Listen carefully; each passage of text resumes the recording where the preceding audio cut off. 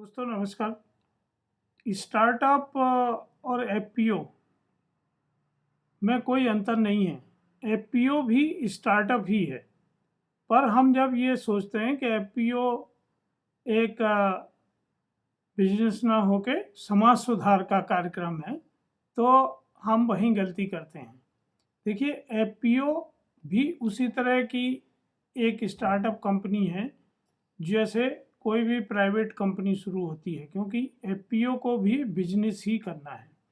तो उनको वो सब पैरामीटर अडॉप्ट करना पड़ेंगे जो कोई भी स्टार्टअप आज की तारीख में करता है जब वो बिजनेस शुरू करता है या जिनके बड़े बिजनेस चल रहे हैं। पर हमारे देश में सबसे बड़ी दिक्कत ये है कि जो लोग खेती नहीं करते हैं वो खेती सिखाते हैं, और जो लोग बिजनेस नहीं करते हैं वो बिजनेस सिखाते हैं।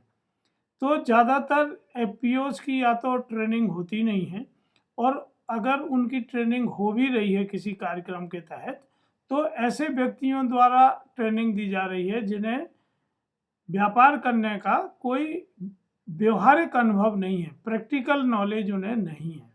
वो केवल किताबी ज्ञान उनको देते हैं। तो जब तक आप किसी ऐसे व्यक्ति से प्रशिक्षण नहीं लेते हैं जिसको व्यवहारिक ज्ञान नहीं है, उसको आप अपने दैनिक कार्य में यूज नहीं कर सकते हैं। तो एफपीओ पे आज सेमिनार बहुत हो रहे हैं, सिंपोजियम हो रहे हैं, बहुत सारे कॉन्फ्रेंसेस हो रहे हैं, और बहुत पैसा इस पर खर्चा किया जा रहा है। एफपीओ को 3 स्टार 5 स्टार होटल से लेके और बड़े बड़े मीटिंग हॉल्स में दिन भर बिठाया जाता है। व्यापारिक मीट कराई जाती है, बिजनेस बायर सेलर मीट होती है। जो प्रमोशन कंपनियां हैं जो सीएसआर में पैसा लगा रही हैं वो कंपनियां आती हैं। पर मुद्दे की बात ये है कि जब तक एफपीओ के जो डायरेक्टर्स हैं, प्रमोटर्स हैं, उनके सीईओ हैं, स्टाफ है, उनमें स्ट्रक्चर और प्रोसेस डेवलप नहीं होंगे, उनका प्रशिक्षण उन्हें नहीं होगा, तो वो अपने एफपीओ को एक स्टार्टअप के तहत तरीके से नहीं चला सकते।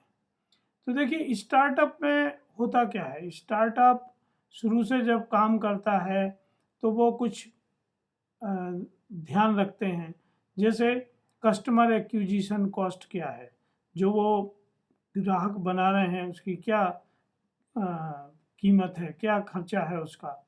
मंथली एक्टिव यूजर्स कितने हैं, एट्रिजन रेट कितना है, कितने लोग छोड़ के जा रहे हैं, कितने लोग कंटिन्यू कर रहे हैं, कस्टमर रिटेंशन कैसा है, कितने कस्टमर लगातार हैं, कस्टमर लाइफ टाइम वैल्यू क्या है, वो अपनी ज़िंदगी में हमारे साथ कितना व्यवसाय करेगा, एवरेज ऑर्डर साइज क्या है, मंथली रिकरिंग रेट क्या है, कितनी बार वो हमसे खरीदते हैं।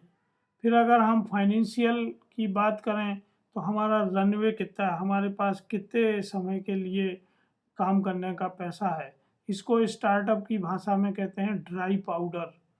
फिर बर्न रेट क्या है, हम कितना पैसा मंथली खर्च कर रहे हैं, बर्न कर रहे हैं। मंथली रिकरिंग रेवेन्यू क्या है, एनुअल रन रेट क्या है, ग्रॉस मार्जिन क्या है, नेट प्रॉफिट क्या है। तो ये बहुत सारी बातें हैं जो समय समय पर होती हैं। पर एफपीओ के पास कोई केपीआई नहीं होते हैं।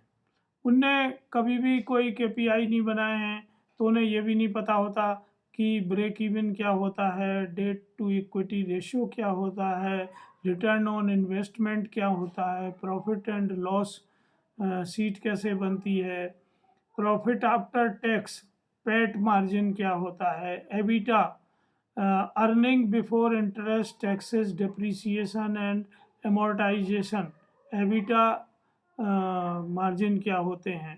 तो ये सब ज्ञान उनको नहीं होता है, ना तो उनके प्रोफेशनल मैनेजमेंट के स्टाफ को होता है, ना किसानों से तो ये उम्मीद करना मूर्खता होगी कि वो इतने मैनेजमेंट के टर्म को समझेंगे और उस पर वो अपना परफॉर्मेंस रिव्यू करेंगे।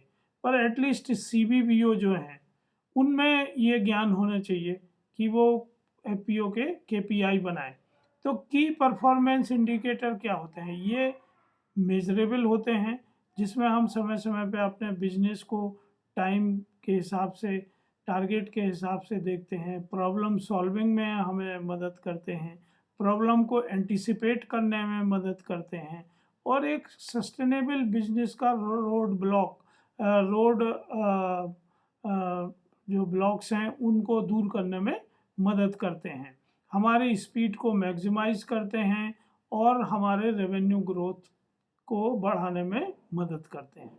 तो हमें एफपीओ के भी कुछ केपीआई बनाना चाहिए जो उतने जटिल ना हो, पर कुछ सिंपल केपीआई हम ले सकते हैं। जैसे सेल्स के केपीआई है, सेल्स में सेल्स टारगेट हैं, सेल्स पर रिप्रेजेंटेटिव है, इसके सेल्स साइकिल है, साइकिल लेंथ क्या है, न्यू लीड एंड अपॉर्चुनिटीज़ क्या है, एवरेज कन्वर्जन रेट क्या है, मंथली सेल ग्रोथ क्या है, sales cost to volume ratio क्या है। ये कुछ रेशियो हमें सेल्स के लिए बनाना चाहिए। ऑपरेशन के लिए कुछ केपीआई हमें बनाने चाहिए। ओवर टाइम आवर्स कितने हैं, कितने घंटे हम लोग काम करते हैं। प्रोसेस डेवलप्ड करना चाहिए, किस व्यक्ति का क्या रोल रिस्पॉन्सिबिलिटी है, क्या अथॉरिटी है, वो कैसे काम करेगा। इन्वेंट्री कॉस्ट क्या है, फिर ऑफिस स्पेस यूटिलाइजेशन क्या है, कितना खर्च हम उसमें कर रहे हैं कंप्यूटर्स पे, इक्विपमेंट पे, ट्रेनिंग पे। ये सब हमें ऑपरेशनल केपीआई बनाना चाहिए। फाइनेंशियल केपीआई हैं, रिटर्न ऑन इक्विटी क्या है, फिर हमारे पास ये भी होना चाहिए नेट प्रॉफिट मार्जिन क्या है, जैसे मैंने आपको कहा। कॉस्ट ऑफ गुड्स सोल्ड क्या है, डेट टू इक्विटी रेशियो क्या है। फिर मार्केटिंग के केपीआई होने चाहिए, रिटर्न ऑन मार्केटिंग इन्वेस्टमेंट, अगर हम विज्ञापन कर रहे हैं या दूसरे कोई तरीके अपना रहे हैं तो उसमें रिटर्न हमें क्या रहा है, कन्वर्जन रेट क्या है, बाउंस रेट क्या है, कितने लोग वापस आके हमारे साथ काम कर रहे हैं। तो इसके अलावा हमारे पास एचआर के केपीआई होने चाहिए, क्योंकि जैसे जैसे बिजनेस बढ़ता है एफपीओ का तो हमें लोग हायर करना पड़ते हैं। तो एम्प्लॉय टर्नओवर रेट क्या है, रेवेन्यू पर एम्प्लॉय क्या है, एम्प्लॉय सेटिस्फेक्शन क्या है, और ट्रेनिंग कॉस्ट क्या है। तो अगर हम इस तरह के केपीआई बनाते हैं, और अगर हम इतने जटिल केपीआई ना भी बनाएं, तो भारत सरकार ने जो मैनुअल जारी किया है उसमें भी केपीआई दिए हैं। पर जब भी मैं एफपीओ के मैनेजमेंट से, डायरेक्टर से या उनके स्टाफ से मुझे बातचीत करने का मौका मिलता है तो एक निराशा ही हाथ में लगती है, क्योंकि अगर हम ये फाइनेंशियल डिसिप्लिन और वर्किंग डिसिप्लिन एफपीओ में शुरू से नहीं लाते हैं तो उसकी सफलता की गारंटी नहीं है। हम बहुत सारे लोगों को पूछते हैं, डायरेक्टर्स हैं, प्रमोटर्स हैं, जो सीईओज हैं, वो अधिकांश एफपीओ में फुल टाइम नहीं है। तो देखिए, जब तक आप एक ही काम एक समय में नहीं करेंगे तब तक आपको सफलता नहीं मिलती है। कृष्ण ने गीता में कहा है, एकात्म व्यवसायिक बुद्धि। अगर सफल हमें होना है तो एक ही व्यवसाय पे हमें अपनी बुद्धि को लगाना चाहिए जो हमारे मन में 24 घंटे रहे। तो अगर हम कुछ दूसरे काम कर रहे हैं और उसके साथ साथ एफपीओ चलाना चाह रहे हैं तो उसकी सफलता की गारंटी उतनी कम होती है। फिर weekly, monthly, fortnightly, yearly, 6 monthly, ऐसे कुछ हमारे टारगेट होने चाहिए। सीजनल टारगेट होना चाहिए, रबी के, खरीफ के, जायद के, कि हम क्या करेंगे। जब सीजन नहीं है तो उस समय हमारा स्टाफ क्या करेगा, क्या बेचेगा।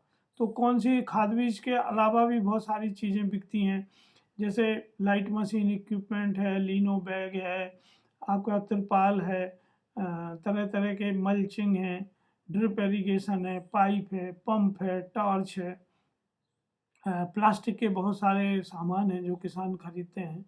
तो किसानों के छोटे छोटे हंसिया, तगाड़ी, खुरपी, गैंती, फावड़ा, सब्बल, ऐसे कितने सारे आइटम हैं जो हम एफपीओ के पोर्टफोलियो में जोड़ सकते हैं। और हमें ये भी पता है कि एफपीओ के जो लोग हैं, जो सदस्य हैं, वो कंज्यूमर्स भी हैं। तो हम उन्हें ग्रुप बाइंग में लाते हैं तो हम उनको जो एफएमसीजी प्रोडक्ट हैं उनकी भी ग्रुप बाइंग में मदद कर सकते हैं। तो इस तरह अगर हम अपना बिजनेस डेवलप करते हैं, उसको मॉनिटरिंग करते हैं, तो निश्चित ही हम एक सही दिशा में कदम बढ़ाते हैं। और ये डिसिप्लिन बिल्कुल डे वन से आना चाहिए। तो जो CBBO FPO के साथ काम कर रहे हैं, उनको यहीं से अपनी शुरुआत करना चाहिए और यही उनका FPO के साथ एक बड़ा कंट्रीब्यूशन है। अगर KPI डेवलप करने में आपको किसी तरह की मदद की ज़रूरत है, तो आप eFasal प्लेटफॉर्म से भी जुड़ सकते हैं, क्योंकि हम लोग एक स्टार्टअप हैं और इन्हीं सब KPI की मदद से हम अपना स्टार्टअप चला रहे हैं। तो हमें अपना व्यवहारिक अनुभव भी है जो हम आपके साथ शेयर कर सकते हैं और आपको अपना बिजनेस डेवलप करने में मदद कर सकते हैं। धन्यवाद, नमस्कार।